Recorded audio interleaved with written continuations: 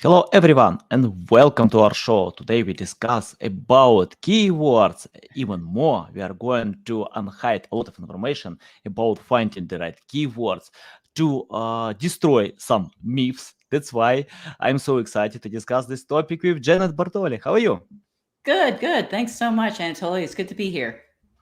Yeah, for me, it's a big pleasure. I love finding the right strategy. I love chasing the right keywords. I can explain why. Because when I started my SEO journey, I failed a lot by chasing high volume keywords. That was many years ago. But right now, I understand that not all keywords can sell, not all keywords can provide results, and Mhm. some keywords are overwhelmed and overpriced. So it's a very important topic. And before we start, I wanna thank you, our sponsor, SERP, a top-related all-in-one SEO platform. I like SERP for their very accurate rank tracker tool, which shows your daily rankings for your website in 5 search engines for any location, device, or language. You can monitor Google Map results and 35 SERP features for every keyword, and much more. Just Google SERP rank tracker and explore 14 days of the software for free. So yeah, I love using tools, but it's not only about tools. Janet, before we start, just tell more about your self-experience background and why you decided to share with us about keyword research. Sure. I'm Janet Bartoli. I've been deeply specialized in SEO for the last 18 years. I actually learned SEO back in 2004 with John Alexander and read everything there was, which there wasn't much at the time. I've worked on the agency side in-house. I also worked on Accenture's client side, working with and developing an SEO go-to-market strategy for their clients. Now I'm in the Bartoli Consulting Group for the last 5 years.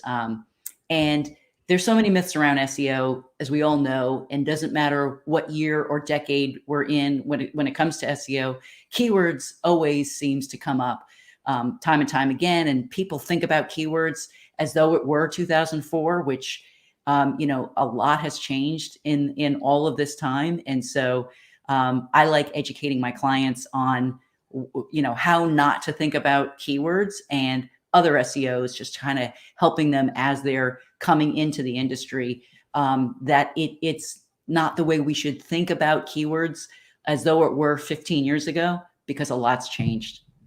Yeah, I think so. Okay, I remember a few calls from Bing, and they proclaimed that keyword research will be obsolete.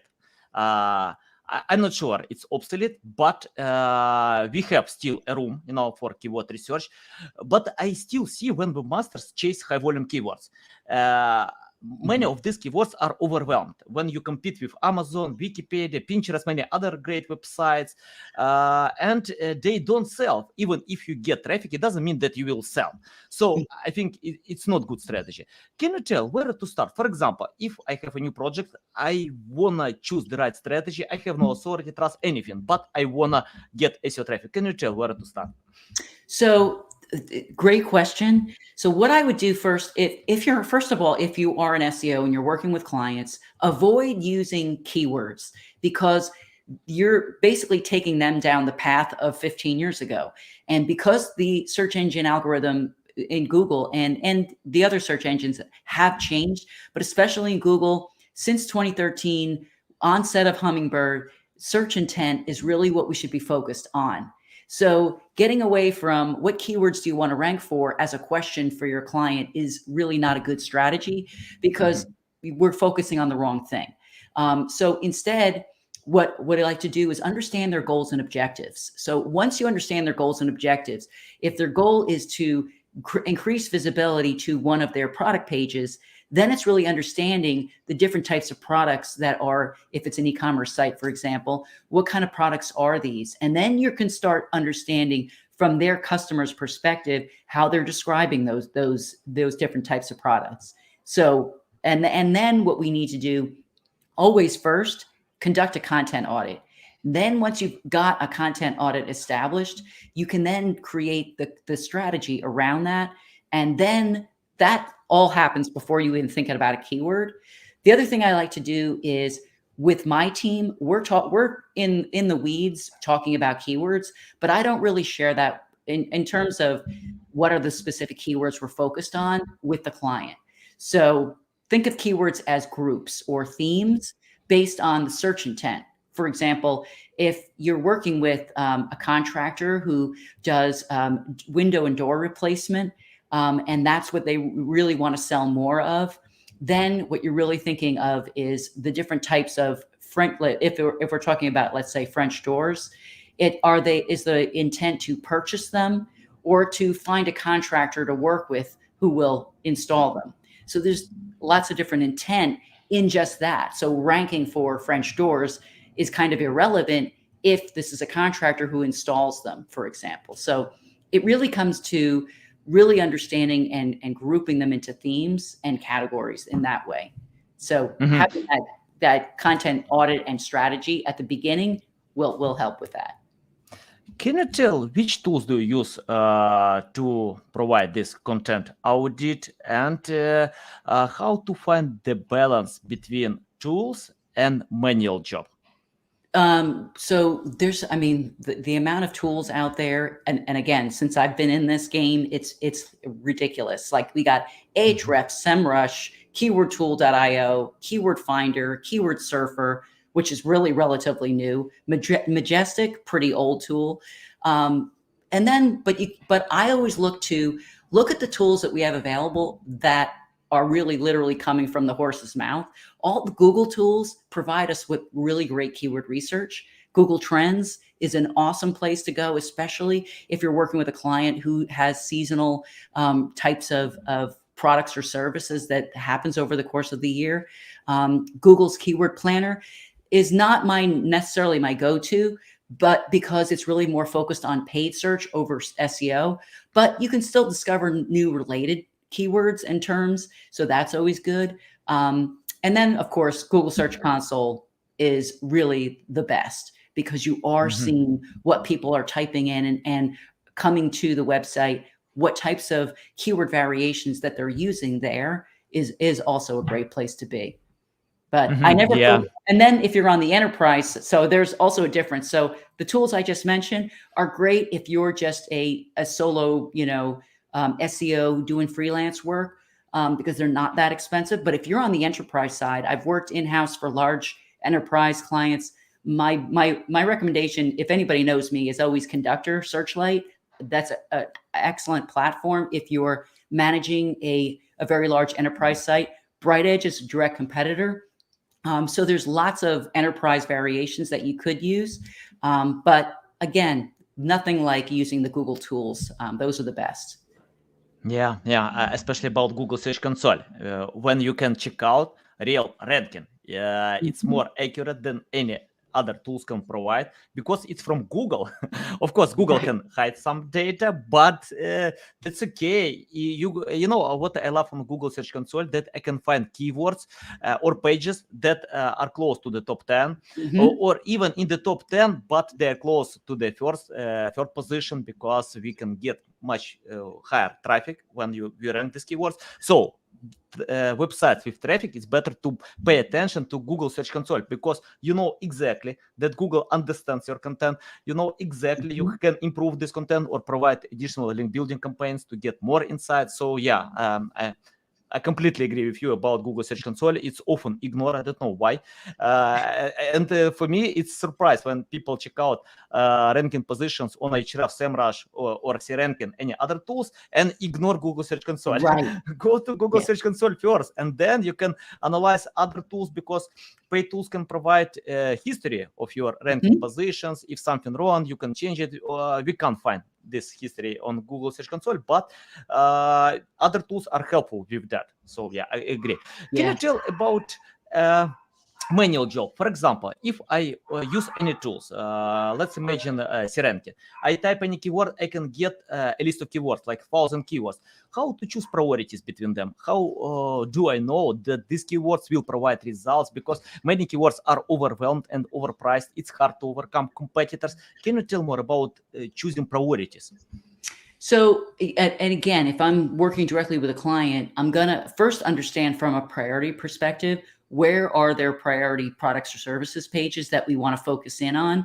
once I've done the content audit to understand top, middle, bottom of the funnel, because we need to understand what keywords are you ranking for. Hopefully their brand is ranking really well. And generally speaking, that's the case.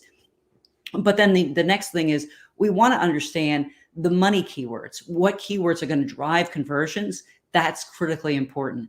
And it can't be overlooked. I have one of my stories is, excuse me, when I worked in-house for LexisNexis. LexisNexis is a very large legal publisher, and the CEO wanted to be found for rule of law.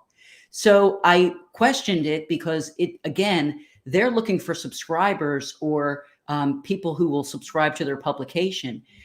So something like that kind of a keyword is not going to be a great converting keyword. So you always, as an SEO, you're going to satisfy the SEO keyword. So we got him ranking on #1 within the first few weeks. And again, this was 2009, so it was a lot easier. But, from a conversion perspective, even ranking for that, it wasn't really going to bring in all this converting traffic. So I always want to look at and identify the priority pages, and then really understand, when we're thinking about top of funnel is going to be sort of informational types of keywords, like the how-to, or, where something is, or just basic general research. So we can't overlook those, because those are really important when we're then giving them the next set, which is the middle of the funnel, sort of reviews and comparison types of keywords. And then finally, bottom of the funnel, which is like they're ready to buy or they're ready to call the salesperson. And so those are going to be more specific to maybe the product or the brand or those kinds of things. Those would generally be the better converting keywords. That's why, when I was talking about going through a cold content audit, segmenting the keywords into themes or groups to really help identify which of those better converting keywords. And then I also don't really focus so much on search volume. And I have not been looking at search volume since about 2008, because it really doesn't matter what the search volume is. If it's a long tail keyword, it's not going to be great search volume, but it's going to be a better converting keyword. A very heavy head term might be great for brand awareness, but again, are you really going to be pulling in the right targeted qualified audience? Probably not. Yeah, love it. And I check out one study on Twitter. Someone shared the study that website got 12,000 visitors a month with zero volume keywords.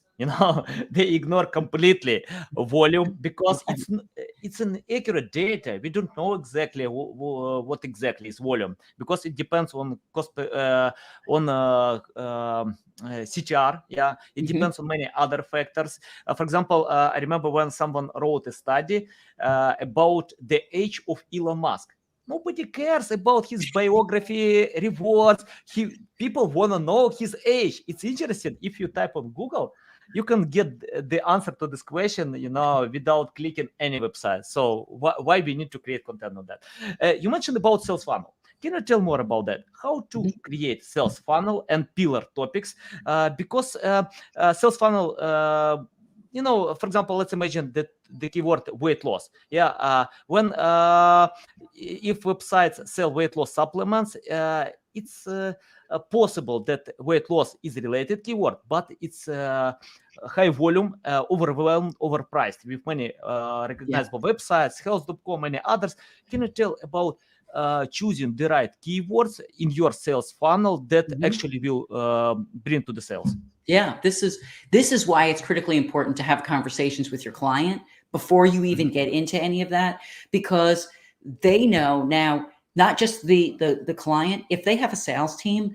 I love interviewing the sales team because they're the ones dealing with all the, sales calls. If it's B2B specifically that you're working with and there is a sales team, having a few conversations with one or two salespeople will really give you a lot of insight into the types of questions that their customers are asking. So any of the frequently asked questions, anything that you might see over on People Also Ask, again, it's just understanding where they are in the buying phase of things. If they're doing their research, there's going to be much different types of questions and keywords associated with that. Then in sort of further down where they've done their research and they're comparing one brand to another, there's going to be a different set.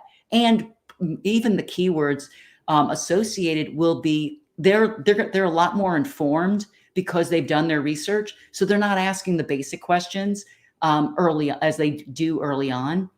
So, having a conversation with the client to understand, what is it, problems or situations in which your client is coming to you for a solution. What questions are they asking? And if that person is high enough up in the organization, they may be so far separated from the client. That's why it's good to ask the sales team. Product managers are also great people to talk to because they're developing the product based on the audience and what the audience is looking for or the customer base is looking for. So they also know the different types of conversations that are happening or the different questions. And so that's also a great place to go there as well. And also don't forget to talk to, if there's a paid search team, as an SEO, SEOs like to silo themselves away and just, not talk to anybody else. But it's really important to talk with the paid search team, the social media teams, and find out what conversations are they having to really kind of pick up and get some ideas from those teams.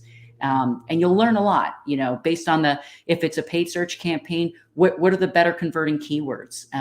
What are the ones that are just not really doing well? Or those that are really high price CPC, maybe you can use leverage those into the organic program. So there's lots of different places that you can sort of get some really great ideas that I never even mentioned a tool. So like all of these are the conversations that you're having. Yeah, definitely. I think the era of lazy SEOs is dead. Today, if you use only one tool or a few tools, it's not enough. Right. You need to spend time manually, check out many other resources, Google, Wikipedia, Reddit, Quora, sales department, anyone, So it's better to spend time. But when you create the right strategy, you can get high results much faster and much better. Okay, let's talk about metrics. We mentioned about volume, but I'm interested about authority. We have this metric on many recognizable tools, Ahrefs, SEMrush, CRanking, they share this metric. And the second metric, cost per click. Can you tell how it's important to consider these metrics? Because I know some SEO professionals ignore these metrics.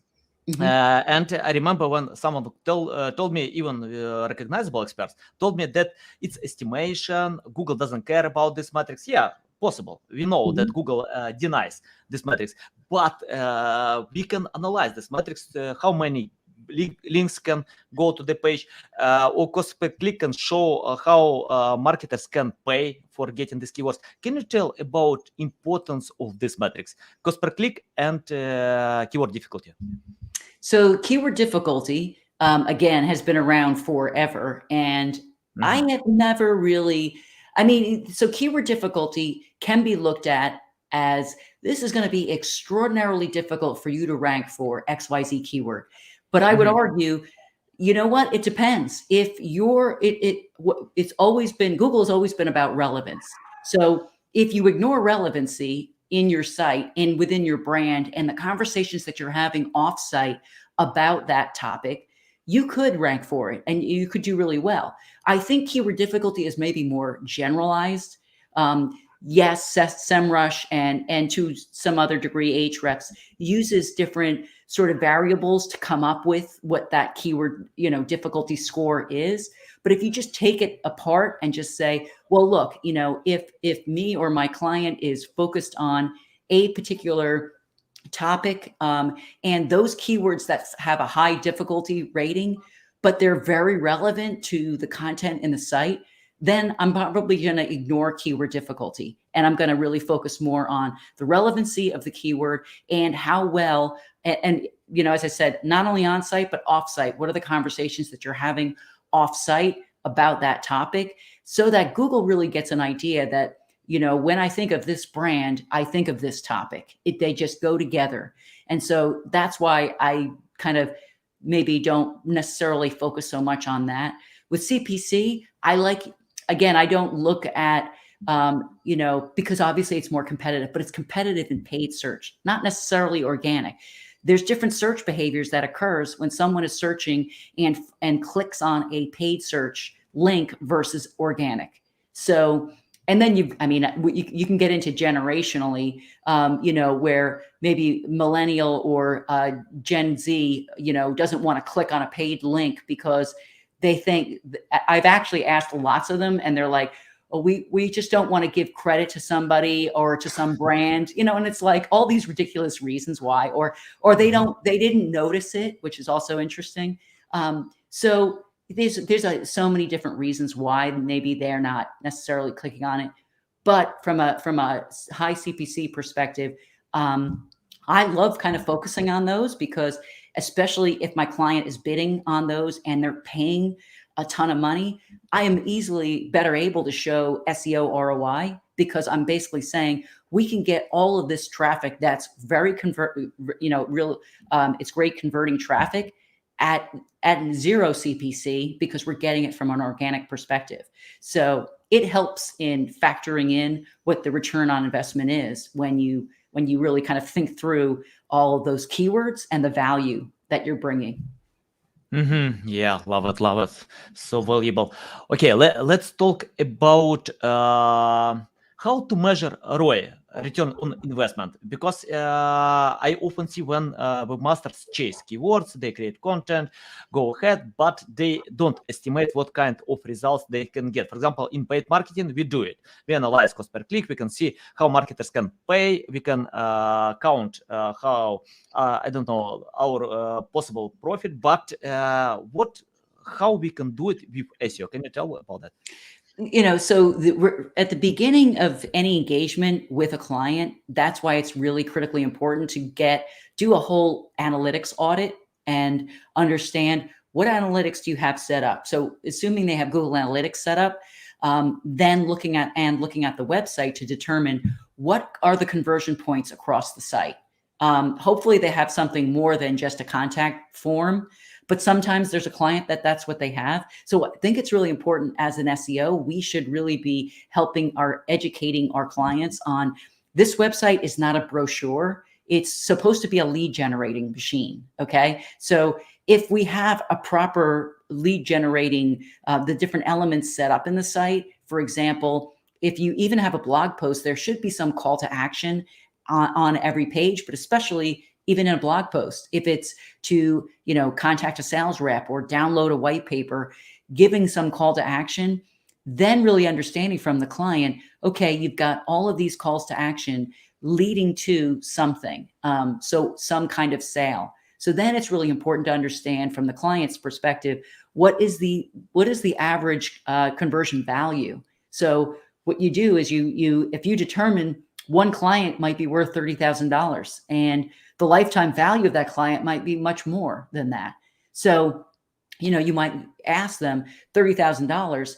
This is why it's really important to, as an SEO, you need to charge a lot more basically, because if we're getting free traffic and they're able, and their sales team can convert, if we increase the traffic by, let's say 50% on an annual basis, and their sales team can convert that traffic, 50% of that traffic, and their average sale is $30,000, then to sell SEO for less than, a few $1,000s a month is ridiculous. Then it just almost looks laughable, right? It's like, you're commoditizing or cheapening SEO, which it should not be, because there's a lot of human intelligence. It's not a cool, to have a keyword tool, with a rank report. That's not SEO. So yeah. Then there's a lot of businesses, that's what they think, that, this is what SEO is just a rank report. But it's really incumbent upon us as SEOs to educate and inform them that this is a profitable lead generating digital marketing channel. That's why we should be, emphasizing return on investment. Yeah, love it. Okay, let's switch our conversation to the number one ranking factor, content. Yeah, because I often see when webmasters when they find keywords, they usually create content with topics that have a lot of other high quality content. It's hard to compete with other websites. We are subjective about the quality of our content. Nobody knows it's quality or not. But when you create the same piece of content that many other websites have, it's hard to overcome them. Can you tell how to create content that is much better than competitors have? For example, after creating, finding a list of keywords, choosing priorities, we need to create content. And if it's subjective, how do we know that our content is much better, and which content is better to ignore? Right. Well, so this is the million or billion dollar question, really. It's, it's this constant Google wants quality content, and which is vague and it doesn't tell us anything. So I think the best way to think about it is if you just start with the direct competitors and seeing what kind of content do they have. Now, their content may not be great at all. So, and there might be a situation where you really can't look at what they have, because what they have is just really of no value and really does not help. So what I would do is create a variety of different types of content: short form, long form, include a video, include maybe an infographic, to testing what content is going to resonate, the different topics, and the pain points that your prospective clients might have. A lot of maybe how to, and depending on what industry you're in, will really dictate the type of content that you're going to create, so it really boils down to what is the best piece of consumable content? What is it that my audience wants to take in and actually find value in it? So you can run a whole content test for like 90 days and just see which content is ranking, getting like shares. If you're sharing it out on social media, is there engagement there? And just really kind of then repurposing that inside your website, but always measuring and looking to see, how many links did I acquire? How many people have actually shared this, commented on it, and it's gone viral. So that also kind of, and not every piece of content is going to go viral, but you might have a piece of content that is a really great, it's a huge guide, and it's everything that person might need. And you could look at Backlinko. There's tons of really great content. Well, why is it great? It's not great because it's long form, but it's great because it's very detailed. It's very step by step. So that's what makes that kind of content really great. But what might make content on some, a medical or healthcare website, it might have to take a different approach. So it's really all about testing to see which really is going to work for my audience. Yeah. And what I like in Brian Dean content, that it's simple to consume. It's not hard to understand. Right. When you read, Exactly. you can feel that this content was written for you. Not for a crowd. Personalized, simple. So yeah, Brian Dean is good with that. Okay, you mentioned about links. Can you tell about earning links naturally? Because you shared that when your content deserves links, you can, it helps to rank, of course. Can you tell how to create link-worthy content, something like this? Well, it's funny because every time I would have a client, especially the enterprise level clients, so the really large, well-known brands, they don't need it. Generally speaking, we don't need to heavy up our link building program so much, because everybody knows who they are. They know their products and services. So what we would typically do is create content that was link worthy or share worthy. So again, it's really valuable. It's very easy to consume, simple, just like you were saying. It's simple. It's easy to digest. And if there's a video, maybe it's a short 3 to 5 minute video that just condenses and simplifies the information, so that it's so easy for people to take it and just consume it right away. So those are typically the ones that will likely get better links, because it's the publisher or the consumer who's finding it really interesting and valuable. And so they're more likely then going to link to that or share it with their audience. And so that is another sort of, anytime you see any of that happening, is more votes to let you know that, hey, this is really good content, because it is people are sharing it and they're linking to it. And it's maybe not just people in the industry, but you might see people on the fringes of the industry and maybe overlapping other industries sharing it as well, to really kind of let you know, like, this is really helpful content. So it's but not focusing so much on, I've got to create this piece of content to get a link. That shouldn't be the ultimate goal. The ultimate goal should be, is this going to resonate with my targeted audience? That should be a bigger reason to create good content. Yeah, love it.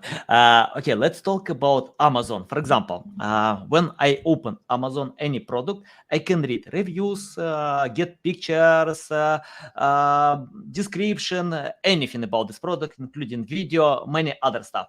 But in many other websites, they use different pages, to satisfy different users' intent. For example, I need to read a blog post, how to use it. I need to open some pages with pictures or video content on YouTube, but Amazon can unite all of them in one page, and I don't need to search for other types of content. What do you think? Is it a good idea for other websites to unite all possible? It's like sales funnel in one page, or it's better to differentiate pages?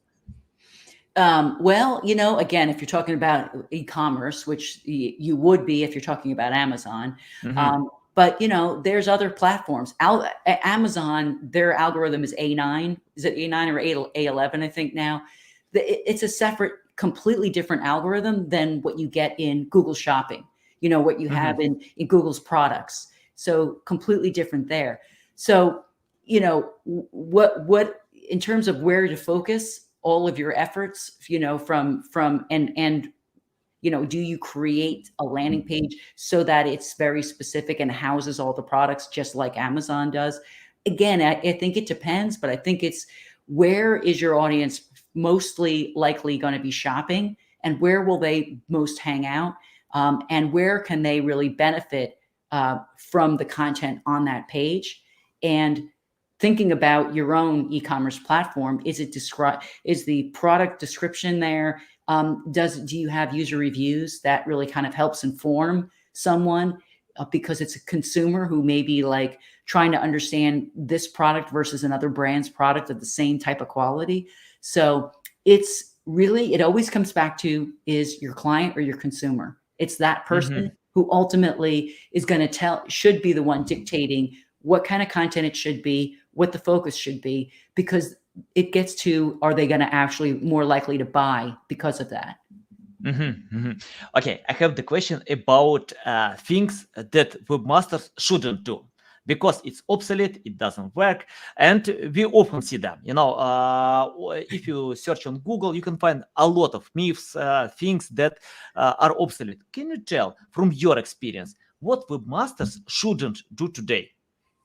Well, I think, again, and this, I've literally heard this from a developer only a couple of years ago. The keywords meta tag, I think we need to finally put that thing to rest, because it's been like more than a decade that Google hasn't even looked at it. However, if you are using Yandex or Naver, these are other international search engines that do still look at it. So I would say, if you are international focused, you might want to consider that. But in terms of, I would say the biggest webmaster problems typically are trying to hide content. Again, these are really old tactics, but there are still some, because the developer's looking for what's the quickest way to show this piece of content to the visitors. And there was a brand that I was working with a few years ago. Their developers thought, you know what, our page speed is really slow. So what we're going to do is, we're going to show the search engine one thing, and we're going to show the user something else that's going to appear much faster. And so I explained to them what doorway pages are, and the fact that you can't show different stuff to a search engine than to a consumer, that it has to be the same. So, it's in my situation, it's been more of the developers the people on the development teams that need more of the SEO education. And they're trying to do things that we used to do 15 years ago. Whereas the SEOs, I think, if we're talking about from an SEO standpoint, what needs to go away, it's we started earlier, just talking about the keyword. Just stop focusing in on the sole keyword and don't have keyword conversations with your clients, because at the end of the day, it's about search intent. It's not about the keyword. It's not about this piece of content. It's got to be at least 1,000 words or longer. You can have short form content if you can. You can successfully answer a question in 500 words and you don't need to, and there's just nothing more to it, then why bother adding more content there? That's not going to get you ranking higher. The purpose is get in, get the answer, and get out, or move through the website. And that's Google's objective. And that's why your site will, or your pages will rank. It's because it's great content. Maybe it's in a featured snippet because you were able to answer that question successfully in 3 or 4 steps, and you didn't need to have 1,500 words on a page. So it's there's always a lot of different things. There's always a lot of different myths. Is SEO dead is another one with which it's like we're tired of hearing that. It's like yeah, exactly. So valuable. Janet, I have the question about your unique selling proposition. For example, can you tell why you mentioned many times about your customers, how you can explain, educate them, lead in the right direction. But can you compare yourself with other agencies, freelancers? What is your unique selling proposition and strong side compared to others? Well, so I have 18 years of experience. I have done SEO in every way an SEO can be done, whether it was in-house, working with smaller, very small clients, very large international well-known brands, all different types of platforms, enterprise platforms like ATG or Sitecore, all the way down to Squarespace and Wix sites, everything in between. So I've got a vast amount of different types of experiences that I can help my clients with. And then the other, I would say, key is I love educating my clients. I have done, whether it is development teams, we'll do like either in-person or online training. I will teach the developers exactly what it is they should know from a technical SEO perspective. And it helps them and it encourages them to really consider SEO. So I love doing that. And then I also work with content teams where I'll do education for the content team so that they can understand what content is going to be, how to optimize site side and how to think about content and get away from the focus of a single keyword. So I would say that's, probably in a nutshell, my unique selling proposition. Yeah, I think it's brief one. Okay, let's imagine you have now 18 years of experience. What will you do to learn SEO today? Excellent question, because it is much different from when I started. So it's very dizzying because there's so much out there. You don't know who to pay attention to, but there are many industry experts that we should be paying attention to. Starting with Google. Google has a whole array of developer resources and support stuff where they have the guides. The human rater guidelines is great. Now, you shouldn't read that cover to cover, but just like if you dip in there every now and again, you'll definitely learn something. Learning from others, whether it is Search Engine Land or whether any of the SMX conferences, especially one of my favorites has always been the Advanced SMX conference. Just asking other SEOs lots of questions. And then there's never anything better than just doing it. It's whether it is, as I had done back in 2007, I built my website from scratch. I got, put my name as the domain, and I just started trying and testing things and putting in redirects and trying different types of content. And that's honestly the best way to really get great at SEO pretty fast. Nice. Love it. And the final question, can you predict the future of SEO? Because many things are coming, like metaverse, many others. They can change the game. What do you think? SEO will be dead in one day, or it's a shiny future? This is one of the Web 3.0. this thing is extremely difficult to kind of pinpoint. And I've actually asked some very experienced SEOs the same question, and many of them don't necessarily have a great answer because we're still in the very early stages of you know, of Web 3.0. It's so early on that you just can't, you know, everything with regards to AI, blockchain, all of this. So I don't think that is going to necessarily feed into ultimately SEO. All I can understand, if we just look just in the next 12 months, we know within the next 12 months, there will be some changes. They won't be drastically different, but we know video, even if we just take a look back 5 years ago, there weren't many brands using video. Now it's like 80% of content is really video or more in many cases.